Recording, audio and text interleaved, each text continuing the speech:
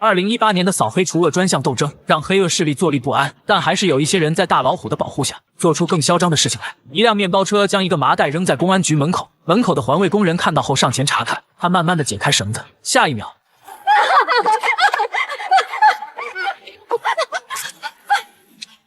一个全身是血的男人从里面伸出手，嘴里还在不断呼救。此事件引起警方的高度重视，他们在监控中发现那辆面包车来自罗源县的搬运村，而今天正是副市长去搬运村谈拆迁的日子，那个被打人员正是搬运村的拆迁员。他们意识到了事情的严重性，刘局长立刻命令所有人展开行动。这时他突然想起一个人，那就是刑警武健。此时的武健已经独自一人来到了搬运村，因为他从小在这里长大，所以对这里地形非常熟悉。刚到这里他就发现了诡异现象，今天的搬运村空无一人，不管他看到谁，对方都是躲着他。他第一时间给刘局长汇报了情况，警方到达后开始对搬运村布控，但是由于对这里不熟悉，他们根本找不到制高点。没过多久，朱副市长就来到这里，而搬运村则派出村里的光头作为谈判代表，就连村主任也只能跟在他身后。可就在他们谈判时，一个一身黑衣的男人突然出现，他灵活地爬到楼顶。没过多久，武健就在不远处发现一根枪管从楼顶伸出来，可是这时已经晚了。没等他赶到那里时，枪声一响，场面顿时混乱，人员立刻护送副市长离开，警员也第一时间抓捕光头，随后对全村进行搜捕。武健拼命追赶黑衣人，却被对方偷袭，一棍子打在他的脖子上，武健只能眼睁睁地看着他逃走。回到警局后，警方立刻开始审讯光头，但是从早晨公安局门口的恐吓，再到副市长被枪击，光头声称自己什么都不知道，根本不是他们做的。这样啊，你要有证据，你现在就抓我；没有证据，你把我放了。我现在还想查查到底是哪个孙子害我，我出去没准帮你能找着他了。警方根据拆迁员的描述，画出了嫌疑人的画像。这个人正是武健的发小孙磊。武健来到搬运村想要找到孙磊，可是他家里根本没人。这时他看见了村里会造枪的海盗，经过一番询问，海盗只告诉他孙磊是被人当枪使了。随后武健就接到一个匿名电话，对方声称今晚7点半孙磊会去小瑞士音乐会所。没等武健说话，对方就挂断了电话。当晚武健来到小瑞士门口，却看到这里发生聚众斗殴，他第一时间给局里打电话汇报。他一路打进去，从其中一个小混混口中得知孙磊就在楼上。就在这时，整个会所突然断电，武健想要拿出手机照明，手机却在混乱中被撞掉。他一路寻找到楼上，看到不远处一个人正在离开。就在他准备追上去时，却被一个人抓住脚踝，仔细一看正是孙磊，而且他的肩膀还中了一枪。武健直接把孙磊送到医院。等警方赶到小瑞士会所时，却在其中一个包房里发现一具尸体，尸体不是别人，正是搬运村的老大光头。经过调查，警方锁定第一嫌疑人孙磊，可当晚孙磊就在小瑞士会所被枪击。武健将孙磊送到医院抢救后，医生居然在他的身体里取出一颗警用的制式子弹，可案发当时根本没有警察在场。武健立刻意识到了事情的严重性，他第一时间回到警局，把东西交给技术科检验。正当他准备去找领导汇报情况时，同事却让他去一趟审讯室。可刚刚来到这里，他就接到自己被停职调查的通知。调查我？没错，就是要调查你。原因是昨晚他带着孙磊离开会所后，警方在现场发现一具尸体，他们怀疑孙磊就是凶手，而武健就是帮助他逃脱的帮凶。武健解释自己只是把他送到医院，医院也有他的就诊记录，而且自己还把那颗弹头送到了技术科。可是督导祖文陆阳的话让他彻底震惊。我们查了，医院没有孙磊的就诊记录，你所说的那颗制式子弹也已经不见了。无奈，武健只好交出自己的证件。他第一时间来到技术科，质问对方那颗子弹哪去了。对方却说他就是去上个厕所的功夫，子弹就不见了。查监控了吗？查了，但是他们说被误删了。误删了？怎么那么巧啊？上报了吗？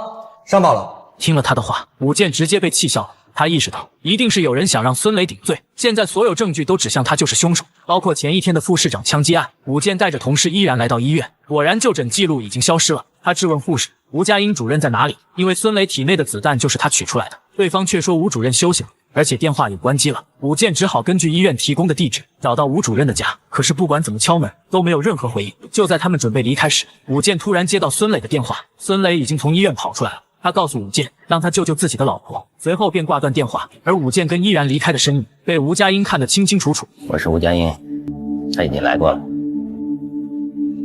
武健带着依然来到搬运村，打算救出孙磊的老婆小慧，可是对方根本没把他当回事。小慧，孙磊让你跟我走。不是孙磊让他跟你走，是你把孙磊叫过来，亲自接人。你有什么资格跟警察谈条件？你好像把情况搞反了吧？双方直接动手打了起来。幸好袁队长带着人及时赶到，依然也趁乱带走了小慧。他们也开始展开抓捕，最终所有人都被成功抓获。可就在这时，依然突然跑过来告诉他们，小慧突然不见了。刚才他们离开后，小慧突然说自己口渴，等依然找到水回来，他就不知去向。回到警局后，袁队长直接要求把武健送到审讯室，因为他怀疑武健就是去帮孙磊的。随后武健就被戴上手铐送去审讯室。然而这一幕都被督导组的文路阳看在眼中。其实这一切都是督导组的文路阳特意安排的。文路阳被上级指派到这侦破副市长枪击案，但他来了以后，深知这个地方水很深，他第一眼就选中武健作为助手。武健陪同文队来到他住的地方，可就在他准备帮文队拿箱子时，发现箱子被人偷走了。此时一个男人正看着文队箱子里的物品，他正是辉发集团的陈景辉，外号刀疤。随后就在武健让同事调查监控时，一辆车来到他身边。吴警官，听说你在找箱子，帮你找着了，不用谢啊。武健一眼就看出这是刀疤的车，他看着箱子，慢慢陷入沉思。随后他把箱子拿给文队。武健走后，文队打开了他的箱子，可箱子中突然多了一些东西。第二天，一辆跑车来到警局，来人正是小瑞士会所的老板林叔。警方邀请他配合调查，可是经过一番询问，并没有问出什么有用的线索，只说案发当晚自己根本不在会所，他们只能让林叔离开。可这时他们发现，开车的居然是辉发集团的刀疤。就在他们准备离开时，哎，驾驶员，我不是驾驶员，我是陈锦辉。我知道你，文洛阳刚从省里下来。您在罗源有任何事情，随时来找我。你的意思是，我到了你的地盘，要先给你拜拜码头啊？我不是这个意思。行，那您先忙，我走了。啊！刀疤和林叔走后，武健找到同事依然，他怀疑文队收了刀疤的钱，他心里清楚，刀疤把钱扔在自己面前，很有可能是故意让自己怀疑文队，但是他不确定文队是否把钱还回去。如果文队真的跟刀疤串通好了，那孙磊就注定会被认定为凶手。于是二人决定前往会所寻找线索。二人来到这里后四处寻找，武健在墙上的消防地图上发现了异常，他轻轻转动地图，就在墙上发现一个暗门。他们顺着密道一路寻找，这时密道的灯突然亮起，一个人影从对面走来。吉吉国王被人用绳子勒住，绑他的人正是罗源县最大的黑恶势力辉发集团的陈氏兄弟二人。他们为了一块地皮的开发，直接绑了古越地产集团的总经理胡杨，目的就是威胁他，让他在竞标会上放弃竞标。原本他并不打算答应，但是陈景辉却突然按下开关，他直接被吊了起来。无奈之下，他只能答应他们的要求。眼看得到了想要的结果，陈氏兄弟二人也开心的离开。可陈景辉刚刚到家，就有一批警察来到这里。您涉嫌一起枪击案，请跟我们回局里协助调查。有这么严重吗？哼，有意思吗？当着我老婆孩子。你开枪杀人的时候，怎么不想想别人的老婆孩子？带走。原来就在前一晚，武健来到小瑞士会所调查一起枪击案，他在这找到了一个密道，而且还在这里遇到了督导组的文队。三人经过一番调查，武健发现墙上有灰尘，可是楼梯扶手上却没有，明显这里被人处理过。他还在扶手下面发现了一个血指纹。他们第一时间通知了技术科，没过多久，警队的人就来到这里，进行了第二次现场调查。因为第一次调查时，枪杀光头的那颗弹头始终没找到，罗队再一次进行现场模拟。这次他们居然在墙上的海绵里发现了弹头。回到警局后，他们对弹头进行检测，上面确实存在光头的血迹，而且楼梯扶手上的血指纹就是陈景辉的。再加上对弹头的检测，这颗弹头居然跟10年前的66枪案有关系。当年陈景辉持枪杀人，可最终却被判为防卫过当，只被判了3年就被释放。而当时的那把制式手枪到现在也没有找到，所以他们才决定逮捕陈景辉。然而文队似乎对这个结果并不认同，他单独找到武健询问他的看法，可他也认为真正凶手肯定不是孙磊，就是刀疤陈景辉。文队却给出了否定的答案，因为警方在小瑞士会所找到的那颗弹头根本就不是击杀光头的，而是武健在医院从孙磊体内取回来的那颗。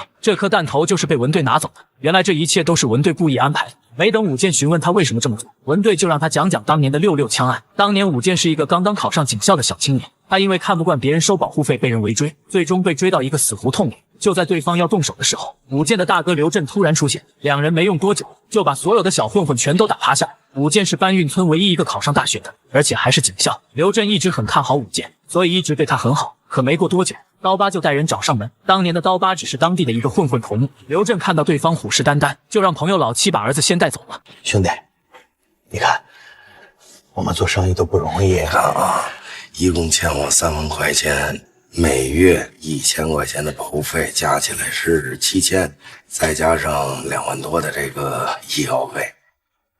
刘老板，你打算怎么付啊？你打算怎么付？2只手都在这儿呢，你挑一只。眼看威胁不行，他们就仗着人多直接动手，但依旧不是刘震的对手。很快，一群人就被他放倒，陈景辉脸上也被他留下一道伤痕。眼看打不过，陈景辉只能逃跑，但他还是被刘震追到一个死胡同。眼看无路可逃，他也打算拼命，可刘震根本没有一丝慌张，慢慢来到他身前，吓得陈景辉手都在颤抖。哎呀！你怂样，学人家做老大，你永远都是小混子，知道吗？别再来烦我！哎！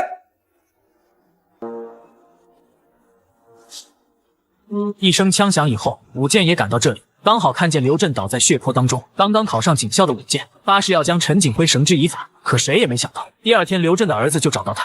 剑叔，他们要买我爸的命！武健第一时间来到刘震家，却看到对方给了他们20万。武健还以为这是对方的赔偿，并没有当回事。可是后来法庭上的宣判让他彻底绝望，因为除了他以外，所有证人都做了伪证，包括刘震的妻子，居然声称是刘震拿着枪想要杀陈景辉，反而被陈景辉反杀。最终，陈景辉因防卫过当导致过失杀人，被判有期徒刑3年。在法庭上，他跟他的弟弟陈景发就露出胜利的笑容。武健质问刘震的妻子为什么要这么做，然而对方的回答却让他沉默下来。谁能让老刘活过来？谁能让我孩子有饭吃啊？你以为死的是你大哥，所以你恨他们是？死的是我跟着过了13年的人，我恨不得把他们撕成了尾数，我恨不得跟他们同归于尽。而且老刘死的那天，我就再也不想活了。10年后，武健已经不再是当年那个青涩的警校生，而小瑞士枪击案又一次把陈景辉卷入进来。可他却说，案发当晚自己跟小瑞士的老板林叔在一起。后来突然停电了，紧接着他们就听见一声枪响。等他找到光头时，他就已经被杀了。经过调查，林叔也证明他们当时就在一起。可如果陈景辉排除嫌疑，那又是谁开了那一枪？不但能够伪造现场诬陷陈景辉，还能使用当年66枪案的枪。所以他们怀疑，真正的凶手很有可能是警方内部的人。你说这个人有多恨刀疤呀，才能冒这么大的风险？从动机上讲，这个恨了刀疤10年的人，看着刀疤逍遥法外得不到惩罚，他会不会不再相信法律而利用法律？那你觉得这人是谁呀？你。杀人犯只被关了3年就被释放，他被迎接的场面和警察的宣誓仪式形成鲜明对比。杀人是一道坎儿，一旦迈出这一步，就不再顾及人命和底线。所以当陈景辉出狱后，他不但没有收敛，反而越发嚣张。这同样证明在他的身后有一个巨大的保护伞。这次他因为涉及一起枪击案被带回警局，可是只要有人一施压，他就会被成功释放。然而在他准备离开时，却被省里督导组的文队拦住。文队简单几句话就成功挑拨了陈氏兄弟的关系。我听说你弟弟生意做得特别好，在咱们县里那是一手遮天的人物啊。那也是我的公司哦，也是你的公司啊？我听外面说那是你弟弟的公司，你也会做生意啊？文队，有机会也打听打听我，陈景辉。陈景辉离开后，当晚就来到一个河边，因为当年的66枪案，他杀死刘震后，就是把枪扔在了这里。可没过一会，他弟弟陈景发就来到这里，并且告诉他不要再找了。陈景辉询问他为什么，这枪跟水里泡多少年了？就算是今天给他捞出来，他也用不了，都锈死了。土龙那边给的消息，做不了。听了弟弟的话，陈景辉怀疑是不是有人陷害自己，于是陈景发表示自己回去调查一下。第二天，文队带着武健来到孙磊家调查，因为他们清楚，想要搞明白一切，必须要先找到孙磊。他们在这里找到很多赌博用的筹码。在离开这里时，他们又遇到了搬运村的海盗，本想跟他了解一下孙磊的情况，可是依然却发现他的腿受伤了。随后他们把江海盗送去医院，可就在依然去取药时，海盗就跑了。但是他给依然留了一张地图，上面画的正是孙磊赌博那个赌场的位置，而且这个赌场就是陈氏兄弟的地盘。当晚，武健就带着大量警员来到赌场，他们成功端掉了赌博窝底，而且还在里面找到了详细账簿，上面表明了孙磊在赌场赢了60万，实际这60万就是陈氏兄弟故意送给他的，收买他殴打搬运村的拆迁员，而且还有枪击副市长的事情。他们推断，孙磊的老婆小慧突然消失，肯定也跟陈氏集团有关系。就在此时，武健突然接到一个电话，看来有人已经坐不住了。武健回到家中，看见家里被砸得乱七八糟，此时刀疤陈景辉正坐在那里。他之所以来，是因为他怀疑是武健拿走了66枪案的那把枪，然后联合搬运村陷害他。可武健却把刘震的照片摆在他面前，我们哥俩不好惹。随后，陈景辉就起身离开。此时，在一家妇产科医院里，孕妇的碗掉在地上。就在她打算捡起来时，她的羊水突然破裂。她想呼救，但好像身体没有一点力气。她努力想要爬到呼救器的位置。幸好这时武健赶到这里，成功把她送进手术室。随后，武健来到护理站，拿出孙磊的照片，询问是否见过这个人。护士表示见过，是被2个人带来的。在门外看了一眼那个孕妇就被带走了。他们意识到孙磊很有可能是被陈氏集团控制。回到警局后，文队找到古月集团的胡杨，他知道搬运村的重建项目，古月集团是陈氏集团的强力对手，但是胡杨早就被陈氏兄弟2人威胁，他已经打算放弃这次竞标了。文队知道胡杨是一个有担当的企业家，所以才找到他。最终胡杨答应了文队的请求，他把自己的老婆孩子送到国外，准备与陈氏集团光明正大的对抗一次。第2天，公安局门口出现了一个男人，正是他们苦苦寻找的孙磊。孙磊居然主动上门自首，承认拆迁员就是他打的，副市长也是被他开枪打伤的，甚至包括光头也是他杀的。警方深知他只是想顶罪，所以拿出他的老婆孩子来打感情牌。听到自己的老婆已经生了，孙磊也犹豫了，他提出要见见他们，只要见到老婆孩子，他什么都说。随后武健带着他来到医院，他把孙磊靠在床上，便转身出去，本想是给他们一次单独相处的空间，可小慧却偷偷拿出一张纸条塞给他。回到警局后，孙磊的口供却一点没变，依旧说所有的事情都是他干的。文队询问他为什么要杀光头，他声称光头作为搬运村的老大，因为他一直不同意拆迁，这让陈氏集团的工作很难开展，所以陈氏集团承诺给光头1000万的好处。可就在这时，孙磊枪击了副市长，这一行为直接导致政府加大了拆迁力度，也正因此光头损失了这1000万。案发当晚，光头认为是刀疤指使孙磊这么干，所以就给刀疤打电话约架，地点就是小瑞士音乐会所。可是刀疤迟迟没有出现，所以愤怒的光头就拿出枪想要杀死孙磊。可就在这时突然停电，光头失手一枪打在孙磊肩膀上，他也趁机想要抢走光头的枪。可是2人争夺时，他开枪误杀了光头。孙磊以为他的口供可以蒙混过关，但文队当时经过现场勘验，明显证明孙磊在撒谎。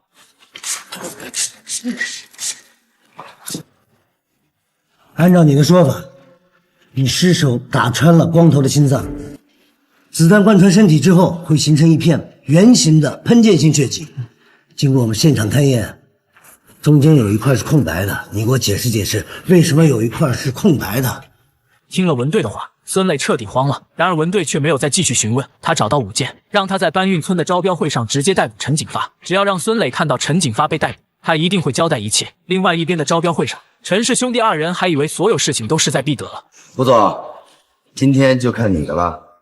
放心，我一定全力以赴。请古月集团代表入场。可是古月集团的胡杨进去以后，没过多久就走出一个女人。随后陈锦发就接到一个电话，喂，刚才在屋里，吴老板的报价可比你们低了1000万。就在这时，武健带人来到这里，成功将陈锦发逮捕。回到警局后，他们故意让孙磊看到陈锦发被捕，本以为事情可以顺利进行。武健也跟孙磊说了他自愿顶罪的后果，可孙磊的答复依旧让他感到诧异。我真的不能说。某国的一个女生公寓内，小女孩正在看刀哥电影，外面突然传来敲门声。当她打开门时，大量警察突然闯入，以私藏毒品为理由将她逮捕。随后古月集团的胡杨就接到电话，喂，爸，救我！他们说我拿毒品，我没有，救我吧！你女儿家的东西是我放的，现在只有我能证明你女儿的清白。接下来该怎么做？招标会上该怎么说？你自己心里有数。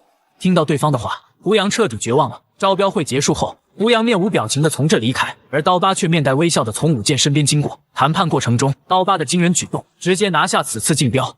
如果你们给我们机会，我们愿意再降3000万。紧接着刀疤就来到警局，直接接走了他的弟弟陈锦发。老夏，车上说，哥，我就想说2个字，真牛逼！词儿太多了，给2个换1个。谁也没想到，陈氏集团背后的势力居然能够把手伸到国外去。没办法，警方只能继续从孙磊身上寻找突破口。最后武健答应孙磊会将他的老婆保护起来，这才让孙磊说了事情真相。案发当晚突然停电，紧接着一个人就开门进来，对方直接一枪打穿了光头的心脏，然后子弹又打在孙磊身上。事情发生就在几秒钟的时间，一片漆黑的情况下，这个人进来一枪打中心脏，关门离开，他难道带着夜视仪啊？你打游戏打多了吧？反恐精英啊！你让我说的实话，现在我说了你又不信，你们爱信不信。其实真让文队说对了。案发当晚，凶手就是带着叶世仪。随后孙磊又说，他在往外爬时，有个人从阳台进来，而且手里还拿着一把手枪，但是看着孙磊和光头都躺在地上，就直接转身离开了。听了他的话，武健和文队再次来到现场调查，他们发现阳台上的锁是双向锁，外面的人就算有钥匙，如果里面没有人接应也是进不来的。于是文队决定好好调查一下会所的工作人员。随后武健来到医院，准备把孙磊的老婆保护起来。陈锦发的手下还准备跟着，却被武健逼退。眼看着武健他们离开，等他们追上去的时候，武健已经带着人开车离开。然而陈锦发背后的势力非常强大，甚至已经把安全屋的地址弄到手。没过多久，武健他们就被人跟踪，对方砸碎了他们的车玻璃，强行将他们逼停。紧接着双方发生争斗，可是这群人发现车里的女人根本不是孙磊的老婆，而是警员依然。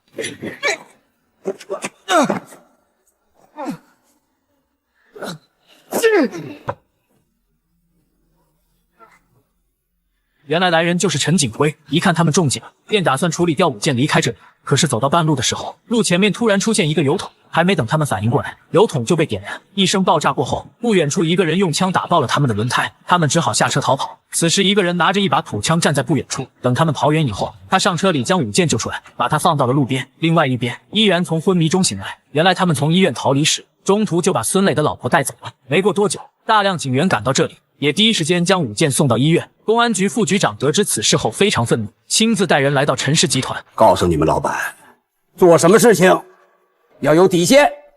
钻了几次法律的空子怎么的？真的以为自己无法无天了？警察都敢动，行啊！罗源县还不姓陈，有警察有法律。是，他想挑战极限是吧？可以，那就让他做好承担一切后果的准备，知道吗？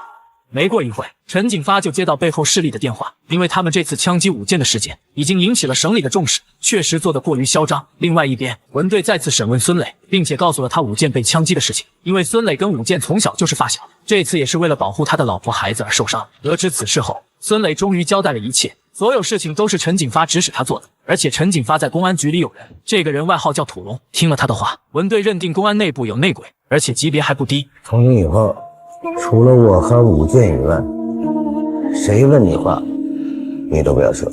随后文队向刘局提出，对所有参与本案的警员进行内部调查，包括他本人也要查。可是经过一番调查以后，所有人都没有问题，此事只好暂时终止。可就在这时，意外又发生了，孙磊突然受伤，被人紧急带到医院。依然想要通知文队，可文队此时正在勘察现场，没有带手机，依然只好来到医院找武健。可当他们来到孙磊的病房时，床上的人已经不见了，他们四处寻找也没有任何消息。此时一群保安从这里经过，嘴里还喊着楼下出事了。等武健二人来到楼下时，就看见孙磊躺在地上被抢救，旁边的警员李泽跪在那里一动不动。原来就在前一天，警员李泽正在为女朋友家要的10万彩礼发愁。这时他的师傅老周突然出现，声称武健被枪击，让他去医院照顾一晚上。第二天李泽回来以后，他的女朋友就找来，说是10万块钱彩礼已经给他父母了。听了他的话，李泽也懵了，因为他根本没有准备钱。于是他决定调查一下。就在这时，他接到一个匿名电话。当晚他来到一家酒吧，一个人坐在那里，他正是陈氏集团的手下。对方声称有个生意要跟他合作，但是李泽知道他们是什么人，转身就要离开。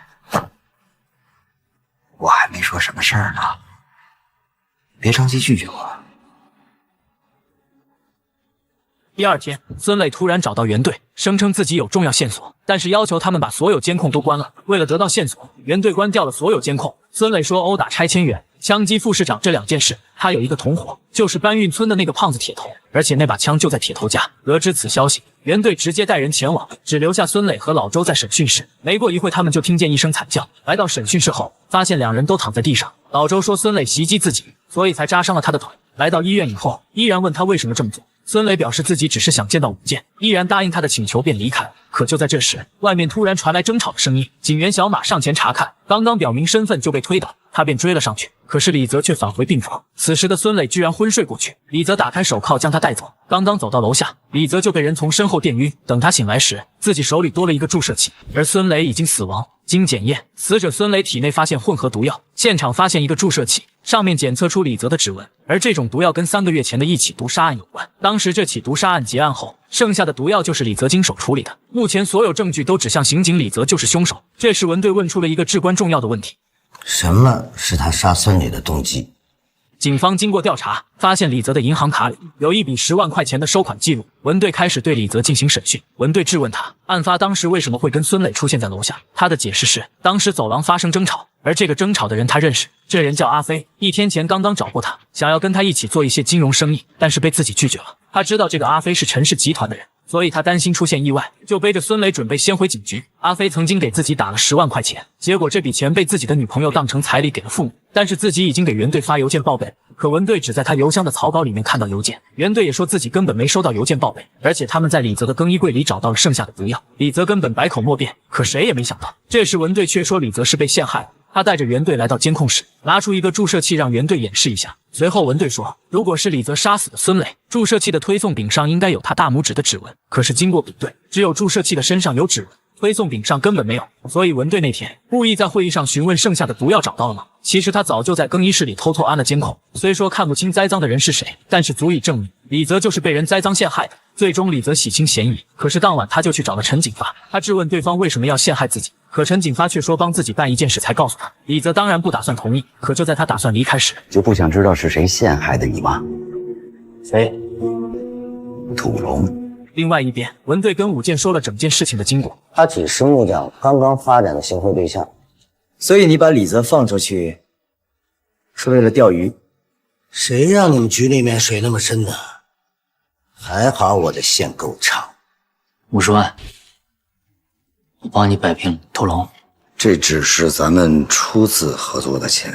为了钱，刑警李泽还是放弃了自己信仰。木匠陈锦发让他帮忙除掉土龙。当他把手机扔给李泽那一刻，他意识到原来土龙就是自己的师傅老周，因为他曾经看到老周也用过这样的电话。第二天，李泽看着老周陷入沉思。这时袁队过来通知，嫌疑人阿飞出现，准备今晚就采取行动。当晚，所有人检查装备，准备开始行动。这时李泽却提出自己去后边的仓库检查，老周也主动跟李泽组队。两人来到工厂后，发现前面有个可疑的人出现。李泽说自己去后面包抄，随后两人分开。这时李泽想起昨晚木匠跟他说的话，你打算怎么干？其人之道，还治其人之身。李泽并没有进入工厂帮忙。此时老周一人来到工厂内，一声枪响后，李泽才进入工厂。他看见一个人躺在地上，就在他上前查看时，3组人呢？老周，1组2组迅速向3组方向靠拢，所有人北侧飞机站位集合。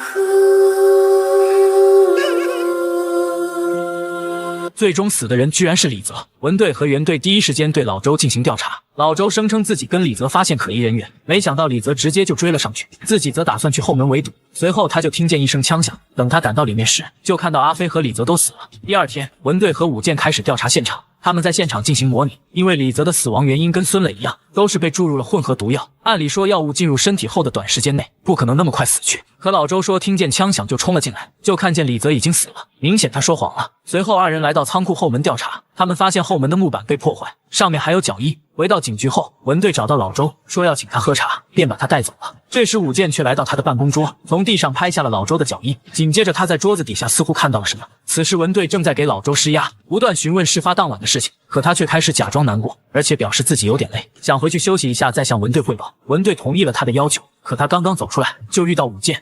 老周，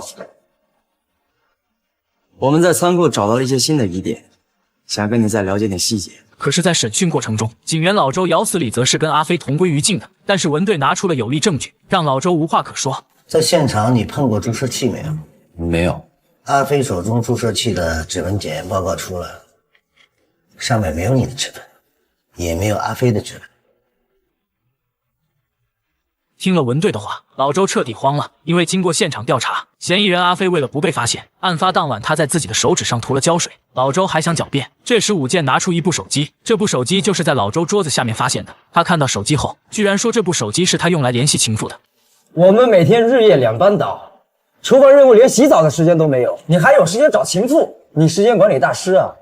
文队拿出另外一个注射器，告诉老周，这是从李泽口袋里发现的，里面根本不是毒药，而是解药。虽然李泽被木匠收买，但是他根本不想让老周死，因为老周是带了自己3年的师傅。听了文队的话，老周再也扛不下去了，最终说出实情。案发当时是他开枪杀了阿飞，等李泽进去后，他又把枪口指向李泽。其实他早就看出来李泽被木匠收买了，随后趁他不注意，用毒药杀死了他。紧接着把注射器放进阿飞手里。文队质问他为什么要这么做，老周告诉他们，其实土龙就是他自己，因为他看到文队审讯孙磊时，孙磊说出了土龙这个名字，他担心自己暴露，所以在孙磊死的前一天，他在孙磊的饭盒里放了一张纸条，声称他的老婆在自己手里，而且里面有孙磊老婆的结婚戒指。后来孙磊声称有事情要汇报，还要求关掉所有监控，这一切都是老周安排的。原本他是打算在医院的病房杀死孙磊，可没想到李泽被木匠收买，突然背着孙磊从楼上下来，他只好借此机会用电击枪击晕李泽，随后杀死孙磊，又把注射器放进李泽的手中，一切水落石出。文队又问他小瑞士枪击案是不是他干的，老周却说小瑞士枪击案他一点都不知情，而且这件事不可能是陈氏兄弟二人干的，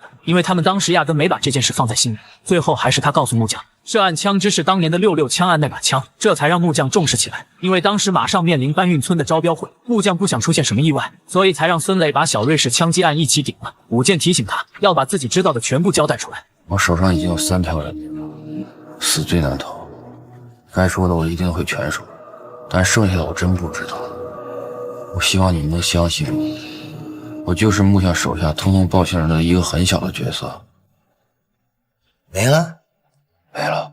这是一根普通的铁丝，可是在刑警手里却成了撬锁的钥匙。门锁被打开后，2名刑警严阵以待，确认过眼神，直接冲了进去。可是对方早已有了准备，直接挟持了女警。当他们看到对方的长相时，却发现互相认识，男孩正是武健他大哥的儿子毛毛。毛毛一把推开依然，直接把武健2人关在屋里。等他们2个追出来时，毛毛已经不知去向。没一会儿，毛毛推着平板车来到一家饭店门口。箱里装的什么呀？生蚝，卖我们点儿呗。哥，我就是个送货的，不卖。哎，卖他妈谁不是卖呀？男人不顾劝阻，非要打开箱子查看。这时毛毛的手已经摸到了箱子里的枪，就在他打算动手的时候，饭店老板突然走了出来。不好意思，这是我店里刚来的小孩，他不懂规矩，有什么事跟我说吧。你他妈谁呀？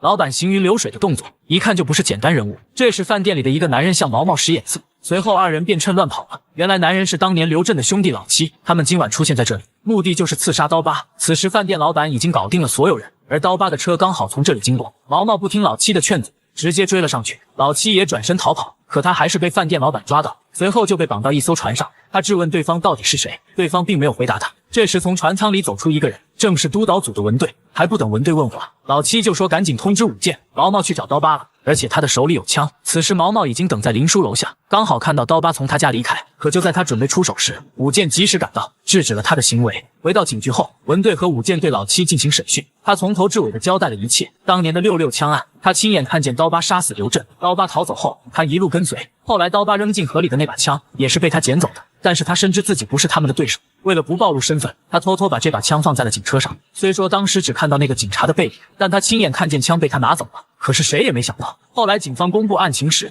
居然对外宣称凶器根本没有找到，而且后来木匠找到他，并且威胁他，这才导致他在法庭上突然翻供。为了保证毛毛安全，他把毛毛送到了乡下。本以为10年过去了，他应该忘记了仇恨，可是半年前他却回来了。他们得知光头和刀疤当晚在小瑞士约架，所以他们计划了小瑞士枪击案。当时他就躲在包房的阳台上，静静的等待刀疤来找光头。随后他通知毛毛行动开始，毛毛在外面用酒瓶砸在铁头他们的包房门上，还谎称是对面的人砸的，这才导致当晚的聚众斗殴事件。老七本以为打起来以后，刀疤很快就会过来，可这时却突然停电了。紧接着他就听见一声枪响，等他出去查看时，发现光头和孙磊已经躺在地上。这时他听见外面传来脚步声，他又躲回阳台，来人正是刀疤。他本想趁机解决刀疤的，可是回头却发现孙磊没有死。随后又看到武健来救走了孙磊，然后他便趁乱逃走了。文队质问他，当年他忌惮陈氏兄弟的实力，那为什么现在却又不怕了？我活不了几天了，我想帮毛毛了了这点宿命，我不想看到毛毛手上沾血，就当是还了我当年的良心债吧。活不了几天了是什么意思？肝癌晚期，没得治了。小男孩父亲被人杀害，10年后他再次回到这座城市，却发现当年的凶手成为企业家。他本想通过一命换一命的方式彻底解决这件事，幸好被他爸的兄弟武健拦住。不就是一条命吗？你们干嘛非要这么拦着我？不就是一条命吗？一句话就体现他内心的绝望。可是用好人的命去换坏人的命，真的值得吗？经过文队的劝说，毛毛最终解开心结，他愿意协助警方彻底查清这件事。经过调查，当年刘震被杀的66枪案和现在的小瑞士枪击案的那把制式手枪，一定在公安内部的某个警员手里，而这个警员也一定就是陈氏兄弟的保护伞。当年老七将那把手枪放在警车上，眼看着警察拿走了，武健决定去调查一下这辆警车是谁的。此时，一家矿产公司内的老总正在为一件事发愁，那就是陈氏集团通过黑势力手段，打算强行收购他的公司，但他似乎并不打算放弃抵抗。之前咱们道上的小胡，联系他。没过多久，那个所谓的小胡就来到这里。李总拿出一包钱，希望小胡能帮他解决这件事。就按你说的，只要一踏进我的地盘，就让他们尿裤子。为了彻底解决这件事情，李总决定拿出双倍的价钱。听了李总的价格，小胡便拿着钱离开。此时的他们还不知道，这一决定会让他们后悔一辈子。第二天，李总刚从公司出来，就被人强行带走了。他被带到一处工地上，而对方正是刀疤陈景辉。有句老话说，要想让楼地基结实，那得用人技，这地基最牢固。听了刀疤的几句话，李总彻底傻眼了。随后，刀疤拿出手机拨通一个号码，上面显示的号码正是昨晚李总找来的那个小胡。可当电话铃声响起时，声音居然是从一台搅拌机里传出来的。回到公司后，李总再也不敢对陈氏集团有什么想法。可就在这时，文队突然登门拜访，因为他已经查到了陈氏集团想要收购这里。文队直截了当地问李总，如果公司或者个人受到了什么威胁，一定要第一时间通知警方。这让李总的内心又犹豫起来。就在他准备张口时，陈氏集团的手下突然过来，拿出一把刀，说什么也要帮他们切一点水果。看到这个架势，李总谎称公司还有事，不能继续聊了。文队也看出了情况，便转身离开了。随后，李总就被木匠带走。此时，他们的车来到一个十字路口，他们的车前面停了一辆警车。木匠的司机只是按了几声喇叭，直行道上的警车居然直接右转离开了，而他们的车也在红灯的状态下潇洒地扬长而去。一个地头会有很多地头蛇，但老虎只有一个。当村口传来击鼓的声音，村里所有人都放下手头的工作，开始前往村口，因为鼓声响起，肯定是有大事发生。击鼓的人正是陈氏集团的刀疤，他之所以击鼓叫人，只为一件事。就在前一天的晚上，他被搬运村的海盗袭击。经过他的调查，这件事就是光头的儿子哲少还有铁头指使的，所以他在村口发起悬赏，谁能提供他们消息，就给谁10万块钱。但是村里的人都不知道他们3个在哪。此时的海盗已经逃到了武健家里，武健问他到底发生了什么。原来就在几天前，刀疤抢走了哲少的一个笔记本，听说这个笔记本价值500万。后来哲少咽不下这口气，就打算找刀疤报仇。他们找到海盗，想让他帮忙出手。原本他并不打算帮这个忙，但是铁头却提起了他消失3年的姐姐。3年前，海盗受木匠指使，开车撞死了一个地质工程师，而且还抢走了他的包，包里就装着那个价值500万的笔记本。后来海盗就被警方抓获。3年以后，海盗出狱，他的姐姐也就此消失。铁头告诉他，他姐姐就是被刀疤给害了，这才让海盗决定复仇。随后文队就找到了铁头，把他带回警局后，经过一番询问，他也在不断提起那个笔记本的事，似乎这个笔记本关联了很多东西。文队问他笔记本在哪，铁头声称那个笔记本被光头锁在保险箱里，而这个保险箱已经被刑警队的原队长搜走了。刀疤他们抢走的那个是一本假的。随后文队来到政务科，他们打开了那个保险箱，文队也看到了那个笔记本，上面第一页写着王靖康的名字，后面还写着许多有关矿物质的东西，而且还有一个女人的画像。随后文队安排人调查了一下这个叫王靖康的人。王靖康是外省的一个地质学家，当时来到罗源县是跟女朋友江子晨提亲的，可没想到后来发生一起车祸被撞死了。当文队看到这个江子晨的照片时，他似乎明白了什么，因为这个江子晨就是小瑞士的老板林叔。这时林队回想起陈氏集团最近正在收购一家矿产公司。另外一边，刀疤找到林叔，他告诉林叔自己抢了一个笔记本，但是他自己看不懂，想让他帮忙看一下。当林叔看到这个笔记本时，整个人的眼神都变了。你看过了？啊，都看过了。我看不懂嘛。可当他看到里面的内容时，他就发现了这是一本假的。当晚，林叔偷偷跟一个人见面，对方给了他一个档案袋，随后一句话都没说的下车离开。而刀疤则找到自己的弟弟木匠，问他那个笔记本到底是什么，为什么会值500万？不只是500万，那多少钱啊？上亿了？几个亿啊？100个！我的妈呀！他这胃口这么大，能吞得下100个亿吗？他你认识的这个他，还不是唯一的上面的人吧？一个神秘的盒子被放在警车上，当警察打开后，发现里面居然是一把手枪，而且还有一张纸条，上面写着：“这就是刀疤杀害刘震的枪。”明显这把枪是杀人的凶器。可送证据的人根本没想到，这个警察是一个黑警，这把枪根本没有被送回警局。当年的刘建军还只是刑警队的队长，因为自己的女儿刘依然得了重病，需要20万的手术费，他选择了帮助黑恶势力这条路。当年他帮助陈氏兄弟，把故意杀人改成了防卫过当，原本打算不再跟他们有任何来往，但是木匠的一个电话让他彻底绝望了。他拿起电话以后，对方只是简单的说了几句话，就让刘建军彻底走向黑暗。我现在是不是应该管您叫声刘局了？而就在此时，一对年轻的小情侣来到罗源县，本打算在这里成就一番事业，可男孩王靖康却意外地发现了稀土资源。这一发现完全可以改变整个罗源县的未来。他们找到罗源县矿物质部门的人，本想这件事会顺理成章，可是没过多久，王靖康就意外发生车祸。他对于稀土矿所有研究的笔记也被人抢走。其实这一切的发生，全都是陈氏集团的木匠安排的。当时的王靖康并没有死，是陈氏兄弟的木匠最后亲手杀了他。多年以后，王靖康的女朋友江子晨摇身一变，成为了小瑞士的老板林叔。他为了给王靖康报仇，一直委曲求全的潜伏在陈氏兄弟刀疤身边，就是为了有朝一日能够报仇。他也成功的让陈氏兄弟反目成仇。而警方这边已经调查到，当年的66枪案那把枪就是被刘建军拿走的。将他逮捕以后，他也承认了这些年帮助陈氏兄弟的所有罪证，包括小瑞士枪击案，也是他亲手开枪杀死的光头。最终刘建军被成功逮捕。不过他提前给林叔打了电话，让他去寻找一件东西，这个东西正是当年木匠杀害王靖康的凶器。可让人没想到的是，这时陈氏兄弟的刀疤居然主动自首，为了保全他的弟弟，他承担下了所有罪证。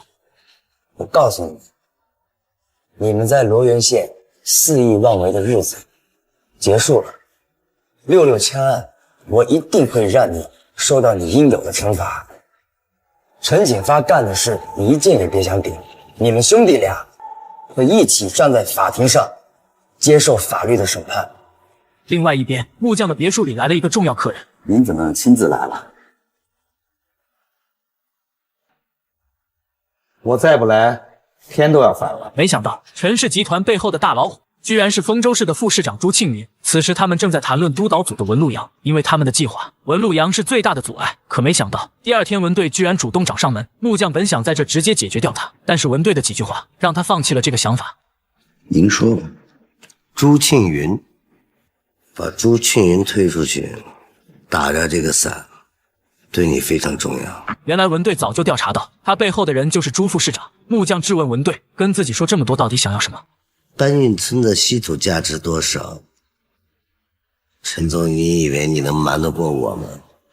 听了文队的话，木匠彻底傻了。没想到他们的计划已经被文队调查得一清二楚，但文队接下来的话更是让木匠不知所措。王靖康不是被车撞死的，是有人用铁片割了他的喉。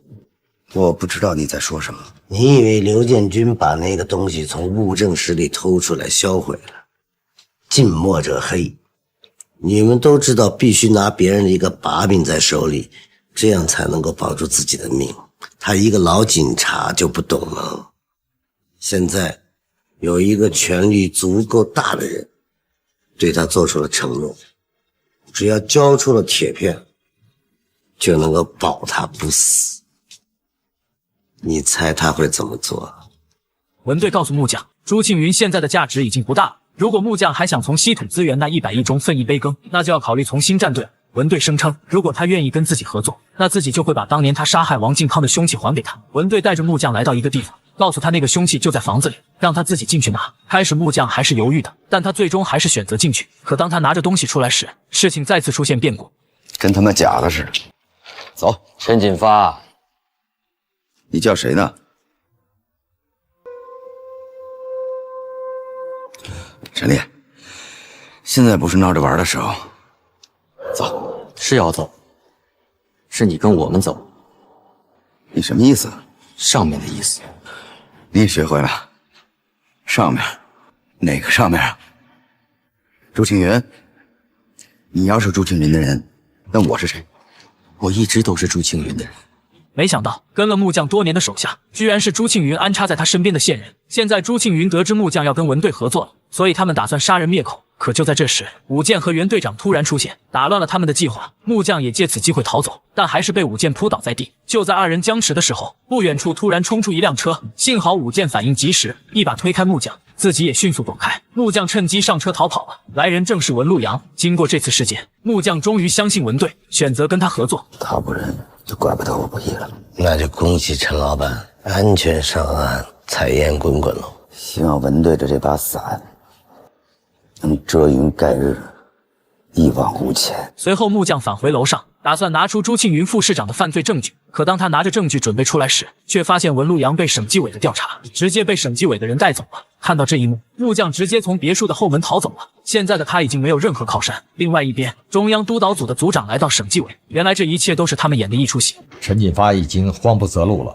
我们就是要迷惑陈锦发和他背后的势力，加速他们的破裂，促使陈锦发能够拿出所有的证据，这样我们才能更好的将他们一网打尽。此时的木匠已经逃到自己老巢，准备带上钱逃离这里。可就在这时，朱庆云的人还是找到了这里。木匠很果断地把所有钱给了他们，希望对方能放自己一条生路。然而对方却没有给他机会。就在他准备掏枪时，对方直接动手。可能是死亡的恐惧激发了木匠的潜能，这几人根本不是他的对手。但是终究他们人多，木匠还是被打倒在地。这里，我死了，死了，差不多了吧？看够了吗？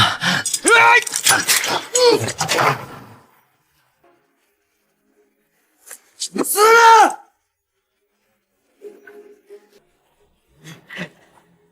他艰难地爬起身，可等他走出房间时，外面等待他的却是大量警察。陈锦发，你跑得过子弹吗？